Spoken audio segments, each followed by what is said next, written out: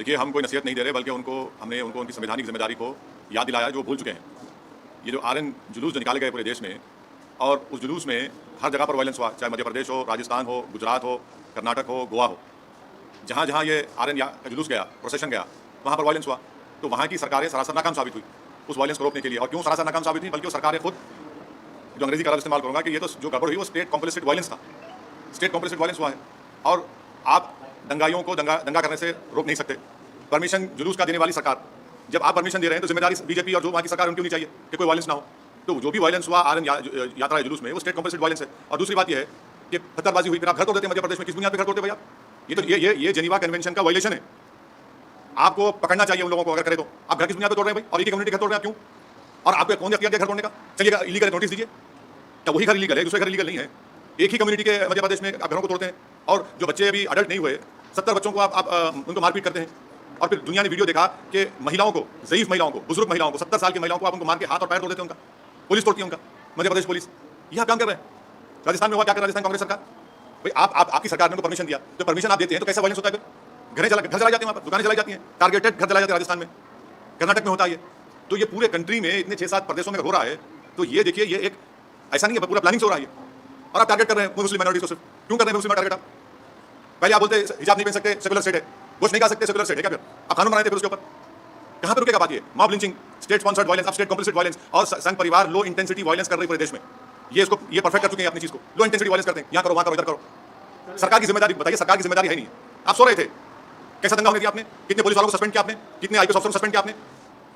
इससे बात साबित हो रही है कि आपकी पूरी रजामंदी से, जिसको हमने कहा अंग्रेजी का लफ्ज़ स्टेट कॉम्प्लिसिट वायलेंस है, बिहार में होता है। हमारे खिलाफ बातें करते हैं, बकवास करते हैं। कैसे मस्जिद के बजाय झंडा लगाते हैं? बताइए, कैसे लगाते हैं? कोई भी इसका जिम्मेदार कौन है? मैं हूं जिम्मेदार उसका। तो ये सब चीजें हो रही हैं।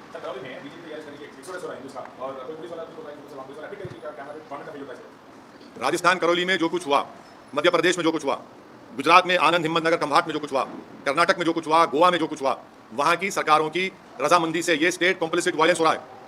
और टारगेट पे कौन है? कौन उस प्रोसेशन का परमिशन देता है? सरकार देती है। तो सरकार जब देती है तो सरकार कैसे वायलेंस देती है वहां पर? और फिर मध्य प्रदेश में, राजस्थान में घर चलाई जाती हैं, दुकानें चलाई जाती हैं, और मध्य प्रदेश घर तोड़ते हैं। किस बुनियाद पर घर तोड़ेंगे भैया? कौन से कानून तय तोड़ रहे हैं आप? बताओ, कानून बताओ हमको। और आप मासूम बच्चों को, 13 साल के बच्चों को पकड़ के पीटते हैं, मारते हैं, रोड पर डाकर उनको।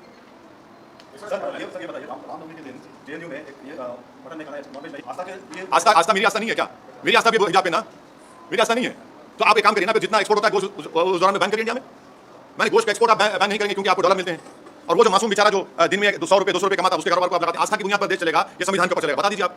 फिर मेरी आस्था क्या होगा बताइए? मेरी आस्था भी रमजान है, फिर शराब की दुकान क्यों खुली पड़ी है? क्या देश संविधान से चलेगा या आस्था पे चलेगा? यानी आपकी आस्था सबसे इंपॉर्टेंट है और दूसरों की आस्था क्या भाड़ में जाए?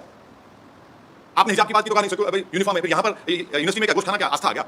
कहाँ से देश कौन सी राह पे जा रहा है? बीजेपी को, संघ परिवार को हम शुरू से कह रहे हैं कि जिस राह पे आप देश को लेकर जा रहे हैं, इससे देश कमजोर हो रहा है, देश कमजोर हो रहा है। ये सरकार की जिम्मेदारी है। हाँ, आप आरएसएस को नहीं जानते हैं ना।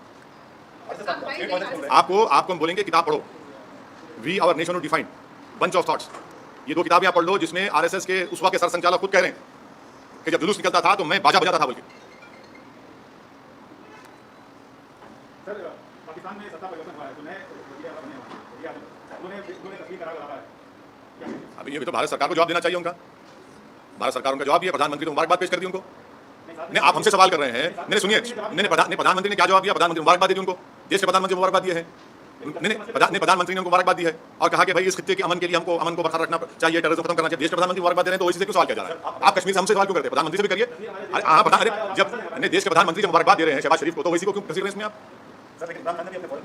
देश के प्रधानमंत्री ने शहबाज शरीफ को, सुनिए, देश के प्रधानमंत्री ने शहबाज शरीफ को मुबारकबाद दी है। देश के प्रधानमंत्री ने, जब शहबाज शरीफ के बड़े भाई नवाज शरीफ प्रधानमंत्री थे उस मुल्क के, तो अफगानिस्तान से अचानक जब उन्होंने देखा कि शहबाज शरीफ के घर में लाइट दिख रही, तो उन्होंने उतर गए, वहां पर दावत में चले गए, बिन बुलाए मेहमान बनकर। हमको क्यों बोल रहे हैं? फिर उसके बाद पठानकोट हुआ, आप प्रधानमंत्री से पूछिए, वो मुबारकबाद दी है। फॉरेन पॉलिसी नहीं। अरे हम प्रधानमंत्री ने जो मुबारकबाद दी है शहबाज शरीफ को, असदुद्दीन ओवैसी को क्यों पूछ रहे हैं आप? प्रधानमंत्री चीन के ऊपर नहीं बोलते। प्रधानमंत्री चीन का नाम लेने से डरते हैं। प्रधानमंत्री वो इलाकों में जहां पर आज हम पेट्रोलिंग नहीं कर सकते, उन हिस्सों में जो भारत पैसा पे चीन बैठा हुआ है, देवसांग में क्या हो रहा है, हॉट स्प्रिंग में क्या हो रहा है, डेमचौक में क्या हो रहा है, प्रधानमंत्री बोलते नहीं है। और मैं प्रधानमंत्री से कह रहा हूं कि हम इनकी खामोशी से ऐसा लग रहा है कि कहीं सियाचिन हमारे हाथ से चीन ना छीन ले। ये खतरा है देश के लिए।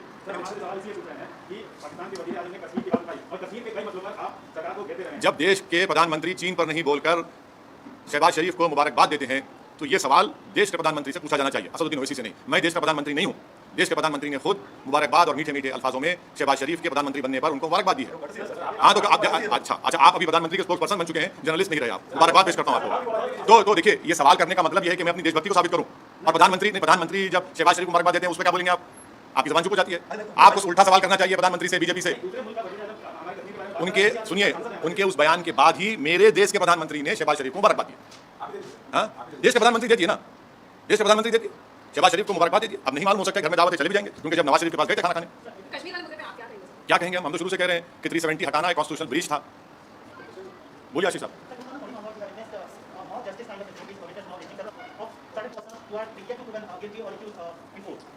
You see, this is clearly a state complicit violence, number one.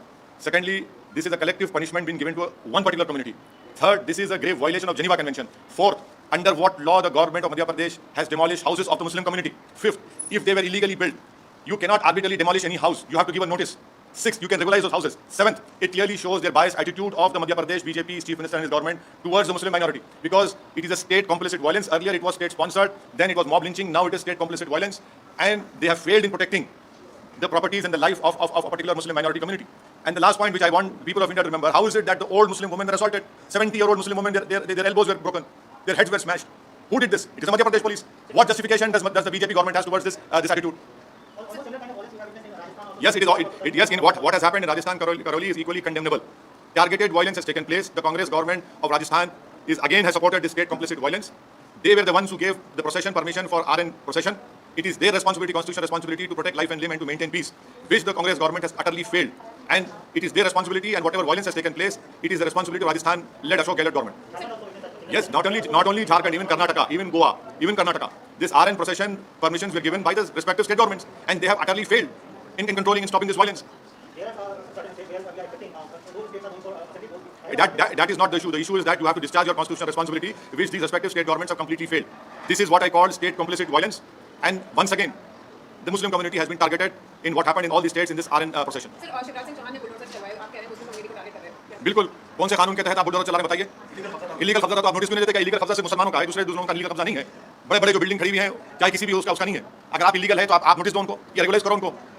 एक गरीब का टीन का शेड तोड़कर आपको कौन सी खुशी मिल रही है? ये तो सैडिस्टिक प्लेजर ले रहे हैं आप इन चीजों को करकर। आप मॉब रूल कर रहे हैं आप। What happened to the violence? If exodus is happening, then what is the Congress-led Ashok Gehlot government doing? How is it that targeted shops were targeted and they were burned? I can show you videos of targeted burning of shops in Rajasthan, Karoli. It is a completely, that government has failed in controlling the violence, and the Sangh Parivar has mastered this art of low intensity violence.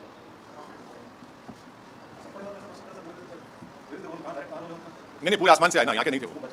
नहीं सही है, बिल्कुल आसमान से आए थे। और जो वीडियोस जो आ रहे हैं उनके नारों के, उनके प्रोवोकेटिव बकवास के।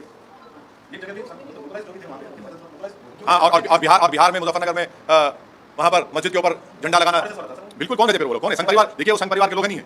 आप तो नहीं है संघ परिवार के। संघ परिवार के लोग इस देश में लो इंटेंसिटी वायलेंस करने के लोग मास्टरी हासिल कर चुके हैं। कैसे कोई जुलूस के दौरान में मस्जिद के ऊपर झंडा लगा सकता है? पुलिस क्यों खामोश बैठी थी? क्या हम नहीं देख रहे कि हिजाब शुरू होता, कभी वो शुरू होता, कभी दिल्ली का राइट होता, कभी मॉब लिंचिंग होती है? क्या हो रहा है? हेट्रेड आप पैदा कर रहे हैं इस देश के नागरिकों के खिलाफ, जो एक मजहब पे चलने वाले हैं। आप उनके खिलाफ हेट्रेड पैदा कर रहे हैं।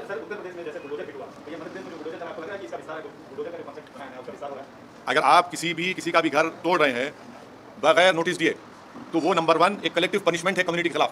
सेकंडली, अगर वो इलीगल तरीके से बनाया गया तो नोटिस देने का ये प्रिंसिपल्स ऑफ नेचुरल जस्टिस के खिलाफ है कि बगैर नोटिस दिए उसको तोड़ रहे हैं। थर्डली, आप वायलेंस को रोकते नहीं है, आपकी नाक के नीचे वायलेंस होता है और उसके बाद आप ये सब तमाशे करते हैं। तो ये घर को तोड़ना कौन से कानून के तोड़ रहे हैं बताइए आप? नहीं, मैं दूसरा नहीं, मैं आपको कानून की संविधान की बात कर रहा हूँ। आप कौन से कानून के घर को तोड़ रहे हैं बताइए हमको? बगैर नोटिस दिए आप, ये तो जेनेवा कन्वेंशन के खिलाफ है। नहीं, मैं सही बोलता हूँ ना, गलत कब बोला हूँ मैं? मध्य प्रदेश में आप जो आरएन प्रोसेशन में जो वायलेंस हुआ उसी पर स्टिक करिए।